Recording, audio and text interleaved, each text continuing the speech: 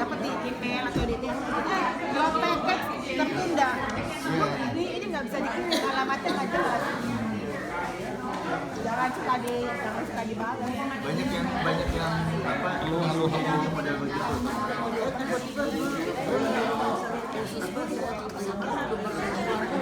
Akhirnya desain dokter bilang operasi senema terus suaminya akhirnya dia bilang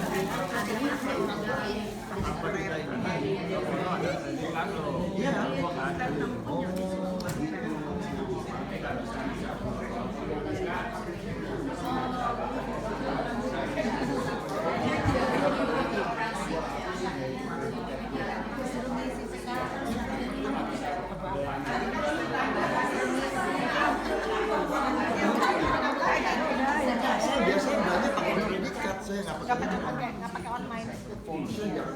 Kita akan segera memulai. Silakan kembali ke sisi masing-masing. We are going to start shortly. Please return to your seats.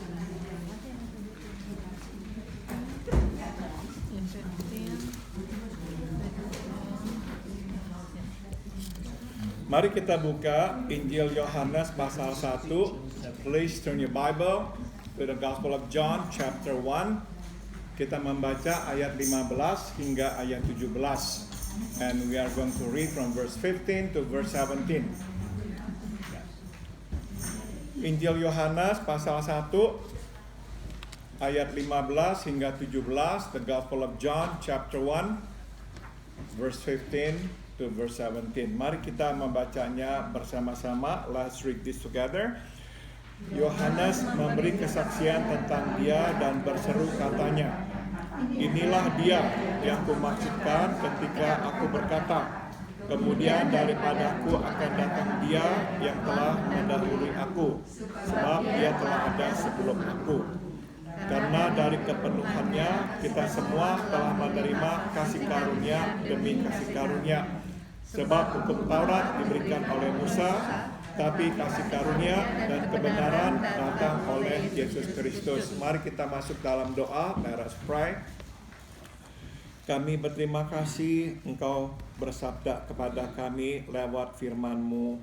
We thank you, Father, for speaking to us through your word. Kami mohon jelaskanlah supaya kami mengerti kebenaran-Mu. And so we pray, please explain this to us so we will understand your truth. Dalam nama Tuhan Yesus kami berdoa. In the name of Jesus we all pray. Amen. Halaman 13, page 13. Tidak pernah Tuhan bertindak tanpa perencanaan. Tambahkan kata perencanaan. God never acts without planning.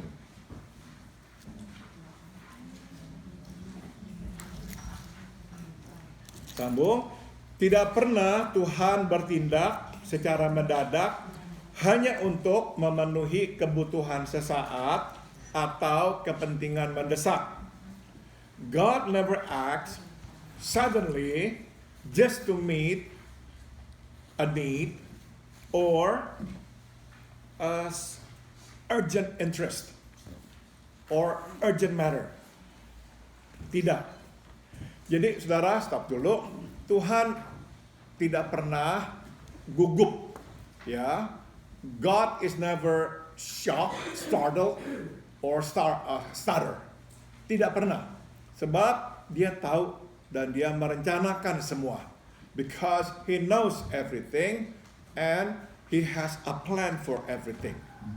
Nah, meskipun jadinya waktu kita mengalami sesuatu, kemudian kita berdoa, nah Tuhan menjawab doa kita, seolah-olah kita berkata, Tuhan itu tuh baru bertindak karena muncul kebutuhan ini. Sebetulnya tidak. Dia sudah tahu hal itu akan terjadi dan dia sudah nantinya merencanakan cara untuk menolong kita. Ya, sometimes we are facing a situation in which we say, Lord, please help me, because it just happened out of the blue. But no, when God help us, it's not because our urgent request, asking Him to do something right at this moment because there's a pressing need. No, He knows that this is going to happen And that's why He is ready to help in times of need. Sambung, Tuhan pun tidak pernah merencanakan sesuatu tanpa mempersiapkannya terlebih dahulu. Tambahkan kata mempersiapkannya. And God never planned something without preparing for it. Nah, jadi satu hal merencanakan, hal yang lain mempersiapkan supaya rencana itu terjadi. Ya, so it's one thing to make a plan.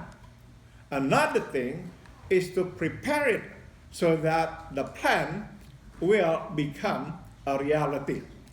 Ya, kita ini misalnya berkata, saya merencanakan untuk pulang ke Indonesia.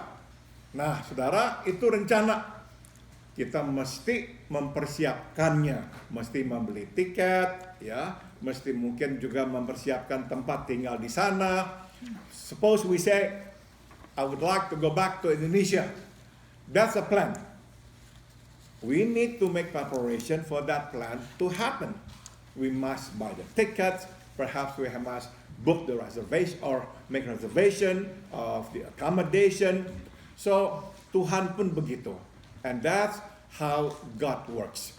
When He makes plan, He will prepare for the plan to come into reality. Sambung, makin penting perencanaannya, makin panjang dan matang persiapannya. And the more important the plan is, the longer and the more meticulous the preparation for it. Kita mungkin bisa langsung mengerti ya, sesuatu yang penting mesti dipersiapkan dengan baik. Something that is important takes a lot of preparation. Di dalam sejarah kehidupan manusia tidak ada yang lebih penting daripada kedatangan Kristus ke dunia. Itu sebab kedatangannya ke dunia dipersiapkan secara teliti dan matang. Tambahkan kata matang. In the history of man, there's nothing more important than the coming of Christ to the world. Therefore, God the Father has prepared for the coming of Christ well. Yeah, it requires a meticulous and a well preparation. Mulai dari kejatuhan manusia ke dalam dosa sampai pada masa sebelum kedatangannya ke dunia, Allah Bapa telah mempersiapkan kedatangan putra tunggalnya melalui pelbagai cara. So from the moment man fell into sin until before Christ coming to the world, God the Father had prepared the coming of His one and only Son through many ways. Ibarat seutas rantai yang panjang, kedatangan dan pelayanan Yohanes Pembaptis adalah mata rantai terakhir. Tambahkan kata terakhir. Just like a piece of chain, long chain. The coming and the ministry of John the Baptist was the last piece of that chain. Jadi saudara, nabi-nabi yang Tuhan utus menubuatkan kedatangan Yesus. All the prophets, or many prophets that God sent, also prophesied the coming of Christ. So everything prepared for the coming of Christ. The last person to prepare the coming of Christ was John the Baptist. Sambung, walau misi pelayanan Yohanes adalah memanggil orang untuk bertobat, namun sesungguhnya misi utama pelayanannya adalah untuk menyiapkan jalan bagi Yesus Sang Kristus. Even though the mission of John was to call people to repentance, but actually his main mission was to prepare the way for Jesus the Christ. Ia adalah pembuka jalan. Tambahkan kata pembuka.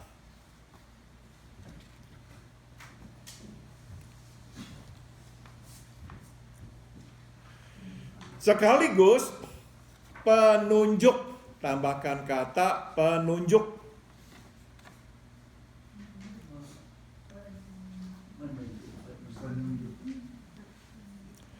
Jalan bagi manusia. Ia mengarahkan orang untuk melihat Yesus dan mengikutnya. So, John has to function. First, he opened the way. He paved the way for Jesus. Jadi sebelum Yesus datang, Yohanes sudah memberitahukan bahwa Yesus akan datang. Dia mempersiapkan pelayanan Yesus. So before Jesus came, John came out telling people that the Messiah would come. So he prepared the way for Jesus. At the same time, John also was pointing people to Christ. He was telling people to look at Jesus and to follow him. Jadi bagi Yesus, dia pembuka jalan. Bagi orang, dia penunjuk jalan. So for Christ, he was the one who paved the way, who opened the way. But for other people, he directed them to Christ.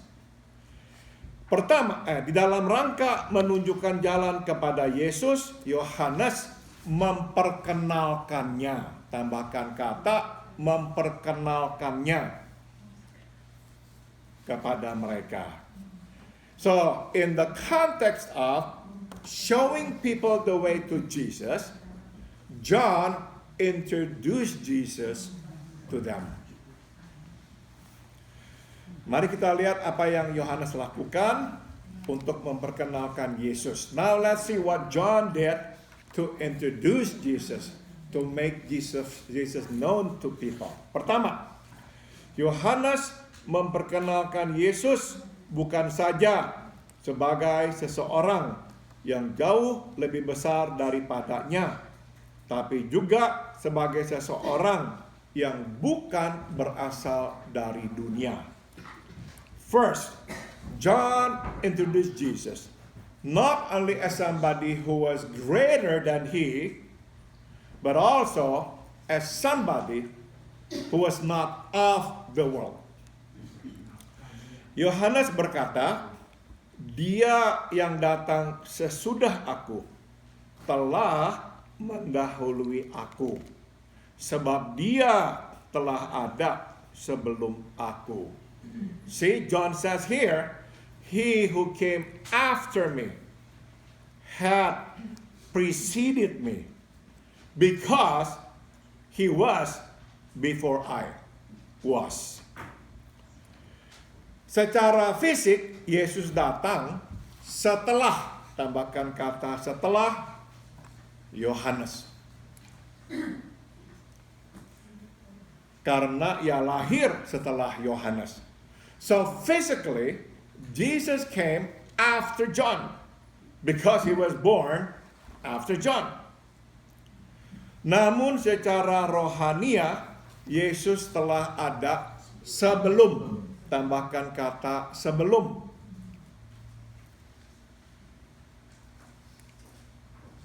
Yohanes.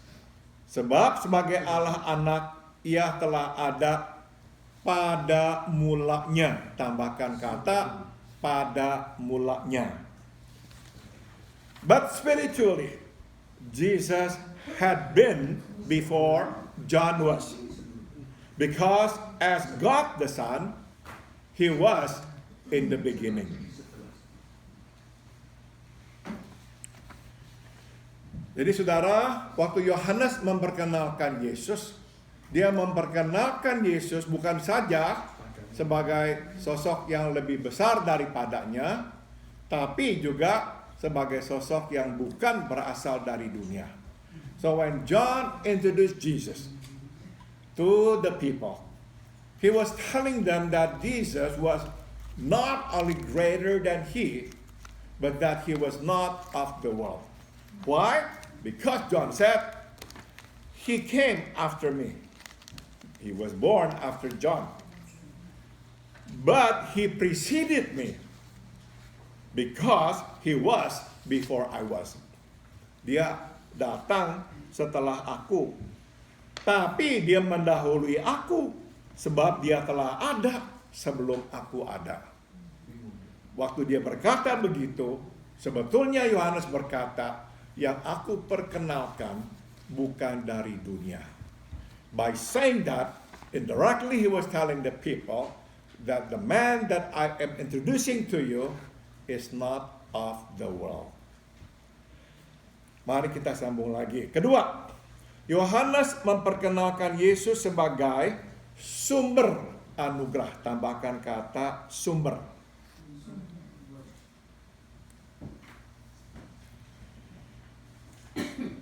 Yang bukan saja berlimpah dengan anugerah, tetapi juga melimpahkan, tambahkan kata melimpahkan anugerahnya kepada kita semua. Secondly, John introduced Jesus as the spring or the source of grace, who is not only abundant with grace, but abundantly share his grace, give his grace to us all. Yohanes berkata, sebab dari kepenuhannya kita semua telah menerima anugerah demi anugerah. John said, out of his fullness, we all have received grace upon grace. Saudara, istilah anugerah demi anugerah ini sepertinya ditumpuk-tumpuk anugerah itu. So the words grace after grace, it's like God is piling up His grace. Jadi tadi kita telah dengar kesaksian Yuming. Bagaimana Tuhan melimpahkan berkatnya kepada Yuming. Yuming berkata, sewaktu Tuhan memberkati, dia bukan hanya memberkati dengan satu, dengan seadanya, secukupnya. Dia memberkati dengan berlebihan. Betul. As Yuming just said earlier, when God blesses us, He does not only bless us with enough, barely enough. He blesses us abundantly. That's the way He works. Ya, jadi tidak hanya satu, kayak misalnya kita berikan roti satu, oh tidak, Tuhan akan menumpukan roti itu. Just like giving a bread, God does not only give us a piece of bread, but then He piles one piece with another piece, with another piece, with another piece. It's a super huge Big Mac. Just kidding. Sambung lagi. Melalui Yesus, Allah Anak yang menjadi anak Allah. Allah Bapa melimpahkan berkatnya kepada kita secara terus-menerus tanpa henti. So through Jesus, God the Son who became the Son of God, God the Father, shares His blessing, pours out His blessing to us continuously without ceasing. Semua yang baik dari kepunyaannya diberikannya kepada kita. Bukan karena kita baik, tetapi karena Ia baik. Tambahkan kata baik. All that belongs to Him, He gives them all to us. Not because we are good as a reward, that's why He gives all these blessings. No. He gives all His blessings to us because He is good. Saudara, ini yang saya sering tekankan kepada kita semua. Ya, this is something that I emphasize to you over and over, yaitu ini, saudara. Kita berbuat baik haruslah tanpa alasan. This is what I like to say, I like to remind you of. When we do good to others, do it without reason. Ngerti ya? Kalau kita berbuat baik karena, oh dia udah baik sama kita, dia sering tolong kita, dia sering berikan kepada kita, itu bukan berbuat baik, itu membalas budi. Ngerti ya? If we give something to somebody else because somebody has given us things, oh, we need to also give this to them. That is not being good. That is being civil. In a civil society, when people do good, you do good to them. God calls us not to be civil, to be full of grace. Jadi when we do good, we cannot find the reason why we should do good to that person. That is grace. Ngerti ya? Tuhan berbuat baik, memberikan yang baik kepada kita. Bukan balas budi loh. Bukan kasih penghargaan kepada kita. So when God gives good to us, it is not because God is paying back the debt. Because we have been good to Him, that's why He is paying us back. No. When He does good to us, it is not only to appreciate our good behavior. No. He just gives His goodness to us simply because He is good. No other reason. Jadi suatu kita ingin berbuat baik, cobalah berbuat baik. Dan tidak bisa pikirkan alasan kenapa mesti berbuat baik kepada dia. Ya, sambung. Ketiga, Yohanes memperkenalkan Yesus sebagai babak kedua dan terakhir. Tambahkan kata terakhir. Dari perencanaan Allah menyelamatkan manusia dari dosa. Thirdly, John introduced Jesus as the second chapter and the last chapter of God's plan to save man from sin. Ia berkata, sebab hukum Taurat diberikan melalui Musa, tetapi anugerah dan kebenaran datang melalui Yesus Kristus. He says, the law was given through Moses, but grace and truth came through Jesus Christ. Melalui hukum Taurat, Allah menyatakan kekudusannya. Melalui Yesus, Allah menyatakan anugerah dan kebenarannya. So through the law, God declared or showed His holiness. Semua hukum Taurat adalah standar Tuhan. Siapa Tuhan yang membedakan dia dari kita, atau jadinya kita sebut yang menjadikan dia kudus. So the law, the Ten Commandments show who God was, what His standards are. So the law show the holiness of God. Melalui Yesus Allah menyatakan anugerah dan kebenarannya. But through Jesus, God showed His grace and His truth. Coba kita pelajari lagi supaya lebih jelas. Melalui hukum Taurat kita disadarkan. Tambahkan kata disadarkan. Bahwa kita adalah orang berdosa dan tidak mampu untuk keluar dari jerat dosa. So through the law, we are made aware of the fact that we are sinners and we are unable to get us out of sin. Melalui Yesus, kita menerima pengampunan. Tambahkan kata pengampunan. Dan diselamatkan dari dosa melalui anugerah dan kebenarannya. But through Jesus, we have received forgiveness and we are saved from sin by His grace and truth. Jadi hukum Taurat menyadarkan kita ini orang berdosa. Kita ini enggak seperti yang Tuhan kehendaki. Ya, through the law we are made aware of our sinfulness. That we are also unable to live in accordance to God's standard. But through Jesus, we have received forgiveness. We are saved from sin by His grace and His truth. Maka rencana Tuhan sempurna. So you see, God's plan is perfect. The law was first given, so we know we are sinners. Kemudian Yesus datang supaya kita diselamatkan dari dosa. Ada beberapa pelajaran yang dapat kita petik. There are several lessons that we can glean. Pertama, pengorbanan Yesus bukan saja pengorbanan mati, tetapi juga pengorbanan hidup. Tambahkan kata hidup.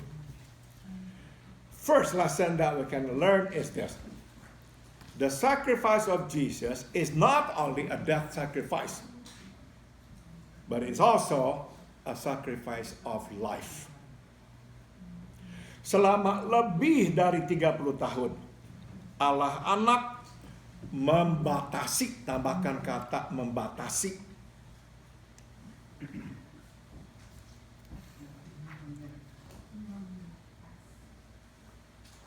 membatasi diri menjadi anak Allah dan anak manusia di bumi.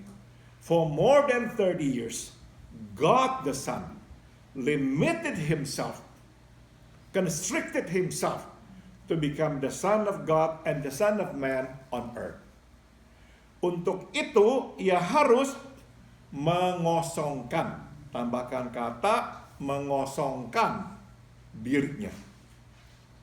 For that, He had to empty Himself.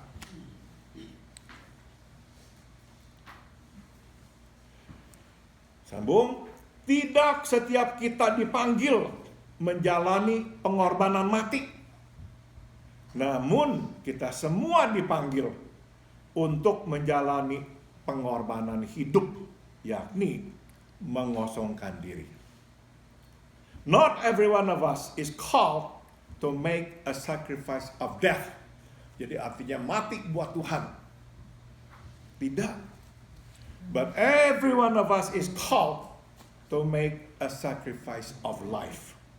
Which is, we must empty ourselves. Dari saudara, membayangkan pengorbanan Yesus yang begitu besar ya sebagai Allah, menjadi begitu kecil sebagai bayi dan manusia. Itu hanya bisa terjadi bila Allah mengosongkan dirinya. Mengerti ya? So God the Son could only become a little baby and a man. It was only made possible on one condition. He had to empty Himself. There is no way He could reduce Himself so small if He still retained of who He was as a God. He had to empty Himself to become a man. Ini sacrifice of life. This is what we call the sacrifice of life. Saudara, pengorbanan mati berat nggak? Berat. Of course, the sacrifice of death is not easy. It's a big deal. It's a difficult thing to do. Tapi sebetulnya pengorbanan hidup juga sama beratnya. But actually the fact is, the sacrifice of life is also as hard. Saudara, pergumulan kita selalu adalah pergumulan apa? Sebetulnya kalau kita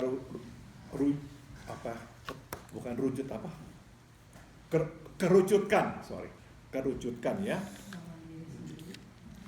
Betul nggak? Ya, pokoknya ngerti ya. Okay.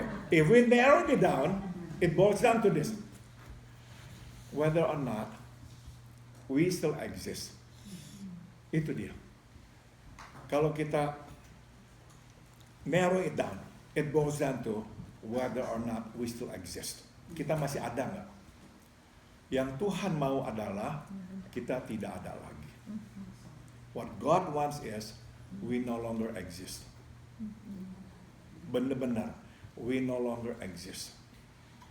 Kita lakukan ini karena kita tahu Tuhan mau kita lakukan. We do something because we know God wants us to do it. Itu. Ini pergumulan kita yang paling hakiki. This is the most basic human struggle. Whether or not we still want to exist. If we still want to exist, that means we have not emptied himself. So God calls every one of us to make a sacrifice of life, to empty ourselves. Kedua, kebaikan kita tidak boleh terbatas atau terputus. Kita mesti melimpahkan orang dengan kebaikan, bukan hanya menciprati. Tambahkan kata menciprati. Menciprati. Betul nggak menciprati? Iya, ciprati. Percik.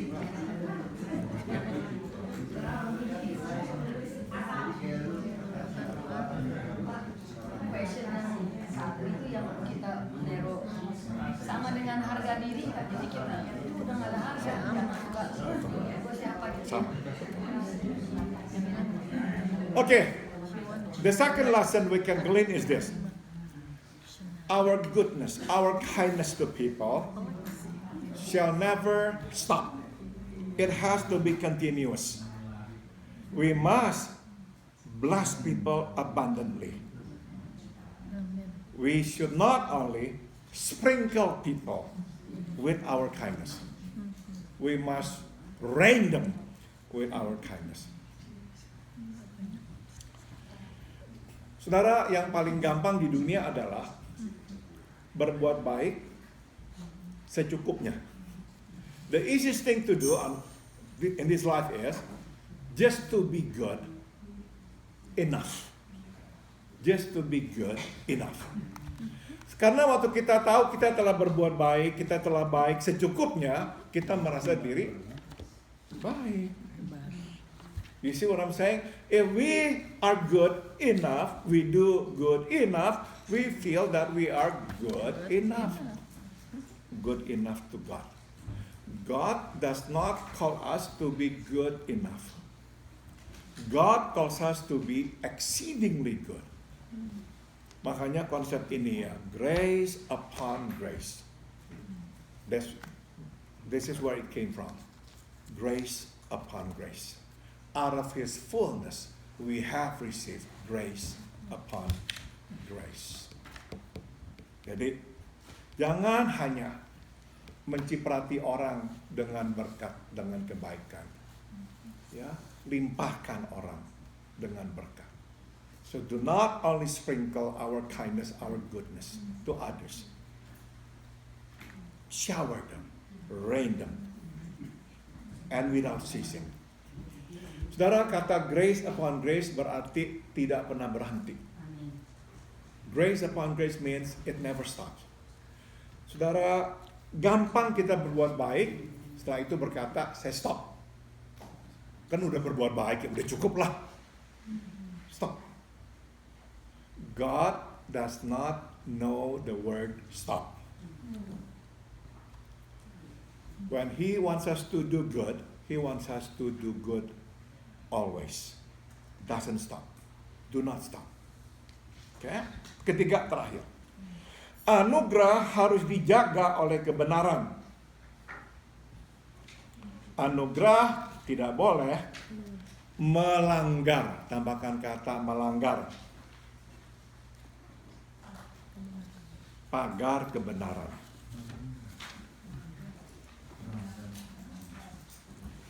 So grace has to be protected, guarded by truth. Grace should not transgress, jump over the fence of truth. Saya berikan contoh supaya mengerti. Waktu saya lagi mempersiapkan ini, sebelum saya sampai ke titik ini, saya lagi bergumul karena begini, saudara. Ada orang meminta saya berdoa untuk sesuatu yang sedang dihadapinya. Somebody asked me to pray for something that somebody is going through. No, that person said to me, please pray for me, yeah? Please pray for me. Okay, sure. I said, I'll pray for you. And that is grace. That is grace. Karena sebetulnya kalau untuk hati, terus terang, saya nggak mau doain dia. Karena buat saya, kamu tidak layak menerima satu titik pun berkat Tuhan. To be honest, I actually did not want to pray for that person because to me, you don't deserve even a speckle of God's goodness. Tapi, this is what grace is all about.